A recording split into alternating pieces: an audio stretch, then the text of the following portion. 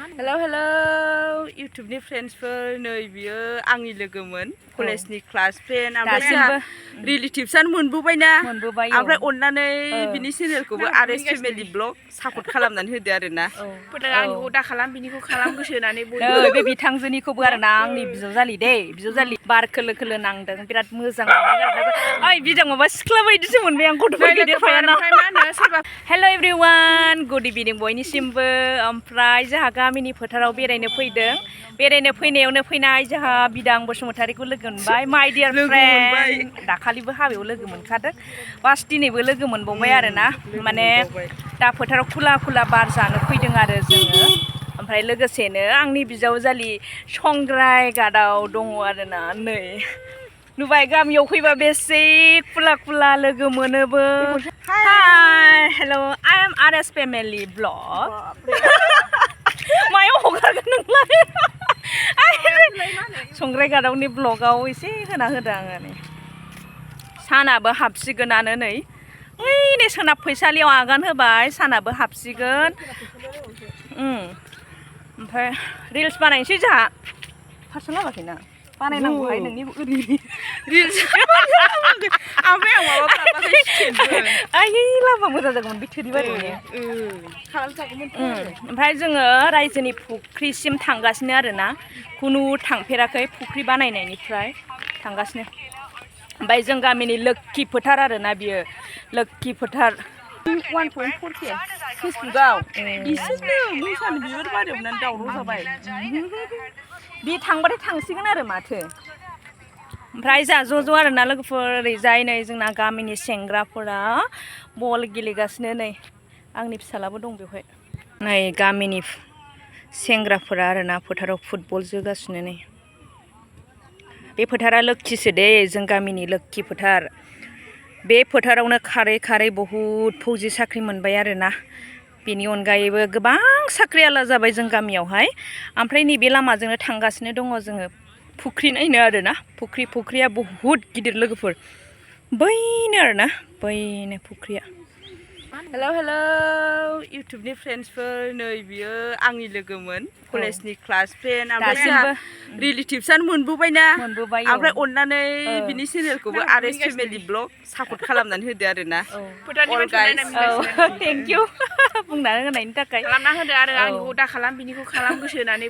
बे बिथांजोनिखौबो आरोना आंनि बिजावजालि दे बिजावजालि ओइनै एकदम जोङो ग्रोम ग्रोम दे गामियाव फैबाथाय मानो होनब्ला गरम बन्दबो जाबाय नालाय बिमाजों बिमाबो लोगो मोनलायो आरोना नै सैमा दं सैमा खुदै गुदों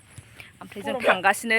फोथार फारसे थांगासिनो माने जा गोबाव जाबाय ओमफ्राय दिनैसो बिदि बेरायनो मोनदों लोगोफोर ओमफ्राय बेनि महरखौबो नुहैयाखै ओमफ्राय दिनै बिथांमोनजों सेरनो थ' बेरायनो होननानै आं लोगो लाजेनबाय ओमफ्राय बेरायनायबो जाबाय आरो फुख्रिया मा अबस्था थ' थांबासो नुहैसिगोन आरोना जों नायनायजों लोगोसे नोंथांमोनजोंबो माने शेयार खालामनोसै होननानै भिडिअ बानायलायबाय आरोना इभिनिं टाइम बार खोलो खोलो नांदों बिराद मोजां मोनदों आरोना ओइ बिदां माबा सिख्ला बायदिसो मोनबाय आं गथ'फोर गिदिरफायाना सोरबाफोर फेसबुक पेज खुलियोबा मा होनो आंखौ फल' खालामदो संग्राय गादाव मा होनो फेसबुक पेजावबो ओमफ्राय नोंथांमोननिखौबो आं फल' खालामफिनगोन आरो दे खालामनानै हो सनाफोर मानो होनब्ला बर'जों बर' आरो माथो जोंबो सापर्ट खालामो आंथ' सापर्ट खालामलाबायनानै होयो आरोना बयखौबो आंबो बिराद मोजां मोनदों सिख्ला बायदि मोनदों आरो माने जों बिदा मोनो माने बेरायानो फैयो ओमफ्राय माबाया आरो गेवनायबो नङा मानैबो नङा गेवनाय नङा माने ओमफ्राय बेरायनो माने थोरि जानानै दङ ओरैबायदि सिनारि जानानै दङ फुख्रिया हेलौ आंनि फेसबुक पेजनि फल'वार्सफोर बार जादों इभिनिं टाइमनि बार जादों जोंहा अननानै सोरबाफोर आंनिखौ नुसनबायदोंबा फल' खालामनानै होदो कमेन्ट हरदो आंबो बेक फल' हरगोन आरोना फेसबुकआव आंनिखौबो खालामना नै बिनिया नोंनिया मा नाम संग्राय गादाव नै बिनिखौबो फेसबुक पेजखौ फल' खालामनानै होदो ओमफ्राय कमेन्ट हरदो फल' बेक हरगोन जोंबो गावजों गाव लकेलजों लकेल खालामलाया उफाय गैया सेलिब्रिटिबाथ' जोंनिखौ रावबो खालामखाया लकेलजों लकेल हाथ'वाखै नालाय जोंखौ गोजौआव नायखाया गाहायजों गाहाय अनलायलायाबानो नोंखागौ केयार खालामा ओमफ्राय नङाबा जोंजोंसो देरदों नङा आइदि आखाइ रुबाय बेरायदों आरो बिजावजालि बिथाङाबो बिजावजालिया क'क्राझाराव थायो नालाय ओमफ्राय जेनेबा जोंबो दा गायनाय फुनाय बोथोर नालाय लोगो मोनलाया ओमफ्राय बारा बेरायनाय हुदाबो गैया ओमफ्राय दिनै गोसो जानानै लोगो मोनलायनायावनो बिजनिनि बिजावजालिबो दं फ्राय दसे बेरायनोसै फैबाय आरो ओमफ्राय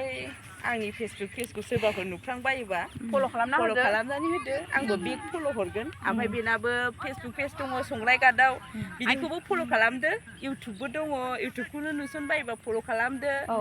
कमेन्ट हरदो बे फल' हरखायो आरो नै बेनाबो दङ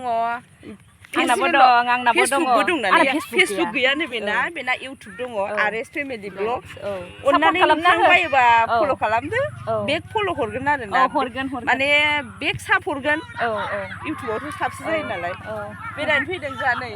बिराद मोजां नै लोगोफोर बेनो आरोना जों गामिनि फुख्रिया बहुद गिदिर आरोना फुख्रिया थ' खाथियाव थांनि नोंथांमोननो खिन्थानो थाखाय आरोना माबा फुख्रिखौबो दिन्थिनो हायासै नै फुख्रिनि बाउन्डारिखौ खोन्थाना होनोसै आङो नै नालाय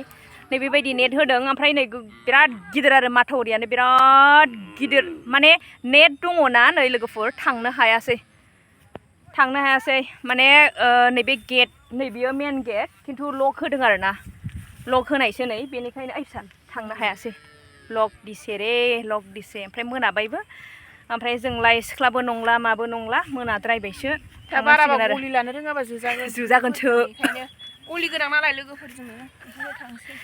अब्ला दिनैनि भिडिअखौ एसेयावनो दोनथ'नाय जाबाय नेक्स्ट भिडिअ नेनानै थाफिनो बाय बाय थांगासिनो